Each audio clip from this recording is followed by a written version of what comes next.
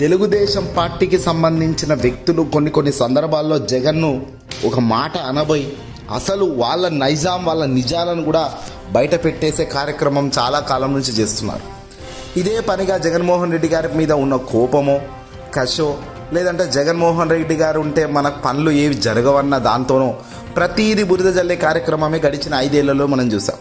ప్రస్తుతం కూటమి అధికారంలోకి వచ్చిన ఈ కొద్ది రోజుల్లో కూడా ఏది జరిగినా జగన్ మీదే నెట్టేసే ప్రయత్నం చేస్తూ ముందుకు అడుగులు వేస్తున్నారు.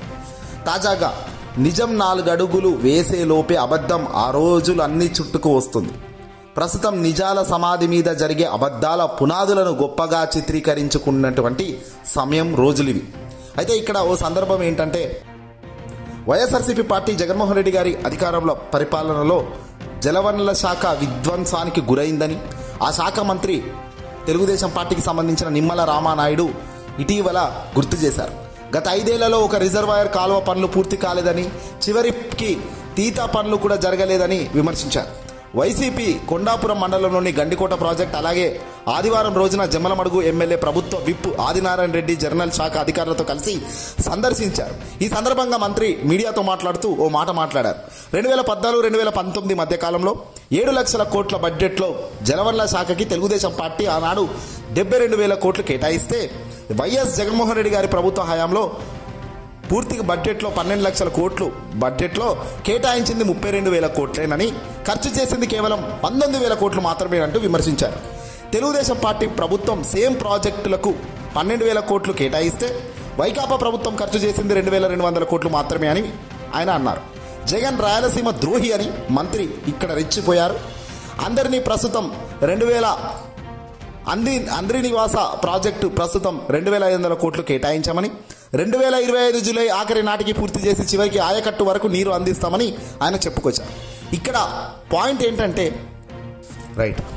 అసలు పాయింట్ ఏంటంటే గతంలో ఈ అంద్రి ప్రాజెక్ట్ కానీ ఈ గండికోట కానీ ఇవన్నీ రాజశేఖర రెడ్డి గారి టైంలో పూర్తయింది. అప్పుడు ఇంకా కొంత బ్యాలెన్స్ కూడా ఉందంటున్నారు. నెంబర్ 1 ఇక్కడ పక్కకు పెట్టేస్తే అది తీసేస్తే ఆర్థిక అభివృద్ధి నాశనం చేశాడు వైఎస్ జగన్ అంటున్నారు కదా. ఇంతకాలం ఇప్పుడు తెలుగుదేశం పార్టీ హయాంలోనేమో 7 లక్షల కోట్ల రూపాయలు బడ్జెట్ కేటాయిస్తే ఇప్పుడు ఎంత అంటున్నారు? ఆయనే చెబుతున్నటువంటి మాట కేవలం 12 లక్షల కోట్లు జగన్ టైంలో అంటున్నారు. అంటే 5 లక్షల కోట్లు ఎక్స్ట్రా బడ్జెట్ పెట్టినట్టే కదా మరి జగన్మోహన్ రెడ్డి గారి హయాంలో. 7 లక్షల కోట్లు బడ్జెట్ ఏమో చంద్రబాబు పెడితే 12 లక్షల కోట్లు జగన్ హయాంలో బడ్జెట్ ప్రవేశపెట్టారంటున్నారు. అంటే ఇక్కడ 7 అక్కడ 12 అంటే దాదాపు 5 లక్షల కోట్లు బడ్జెట్ పెట్టారు అంటే దాని అర్థం ఏంటి? డబ్బులు లేకుండా ఎవరైనా బడ్జెట్లో అలా పెడతారా? అంటే అప్పుడు ఆర్థిక అభివృద్ధి జరగనట్టా? నెంబర్ 1. నెంబర్ 2, ఇక్కడ ఎలాంటి టాక్టికల్ పాయింట్ ఏంటంటే తెలుగుదేశం పార్టీ సర్కార్ 72,000 కోట్లు కేటాయిస్తే జగన్ ప్రభుత్వంలో 12 లక్షల కోట్లు బడ్జెట్ కేటాయించింది. ఇంతవరకు బాగానే ఉంది. 32,000 కోట్లు కేటాయించింది. ఇక్కడ ఖర్చు పెట్టింది మాత్రం కేవలం 19,000 కోట్లు అని అంటున్నారు. జగన్ 32,000 కోట్లు కేటాయించాడు, 19,000 కోట్లు ఖర్చు చేశాడు. ఓ పక్కన రూపాయి ఖర్చు పెట్టలేదని వీళ్ళే అంటున్నారు. అది ఒక ఎత్తు అయితే తెలుగుదేశం పార్టీ ప్రభుత్వంలో సేమ్ ప్రాజెక్టుకు 12,000 కోట్లు కేటాయిస్తే వైసీపీ ప్రభుత్వం 2,200 కోట్లు మాత్రమే ఖర్చు చేసిందంటూ చెప్పుకొస్తున్నారు. ఇదేంది 12,000 కోట్ల రూపాయలు కేటాయిస్తే ఎంత ఖర్చు పెట్టారో అనేది కూడా చెప్పాలి కదా. మరి అక్కడ వైసీపీ 2,200 కోట్లు ఖర్చు పెట్టిందంటే ఓ పక్కనేమో 32,000 కోట్లు 32,000 కోట్లలో 19,000 కోట్లు ఖర్చు పెట్టారంటారు. మరోవైపు 12,000 కోట్లలో కేవలం 2,200 కోట్లు ఖర్చు పెట్టారని వాళ్ళే చెప్తున్నారు.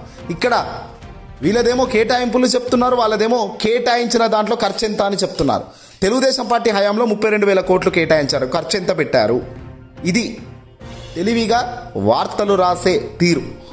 వాస్తవంగా బడ్జెట్ పరంగా ఎంత పెరిగింది ఏంటి అనేటువంటి ఇక్కడ అసలు నిజాన్ని హైలైట్ చేయకుండా తెలివిగా నడిపిస్తున్నారన్నమాట. ఇది కరెక్ట్ అయిన విధానం కాదు. తెలుగుదేశం పార్టీ జగన్ మీద కోపంగా జగన్ మీద కసితో ఏదైనా చేయాలి ఏదైనా సాధించాలి అనుకుంటూ ఇలా చెప్పుకుంటూ పోతే ప్రజల ముందు వాస్తవాలు ఇలాగే నిగ్గు తేలుతాయి. ఇలాంటి నిగ్గు తేలినప్పుడు ఇదంతా రివర్స్గా మీకే దెబ్బగా ఇబ్బంది అవుతుంది. జగన్ హయాంలో జరిగింది ఏంది, చంద్రబాబు హయాంలో జరిగింది ఏంది అనేది ప్రజలు ఇప్పటికే ఆలోచిస్తున్నారు, అన్వేషిస్తున్నారు. ఇది మరింత ముందుకు మరికొద్ది రోజుల్లో ఇది బలపడుతుంది. ఈ బలపడ్డది కూడా ఆచరణలో దిగే కార్యక్రమం కూడా రాబోయే రోజుల్లో ఉంటుంది.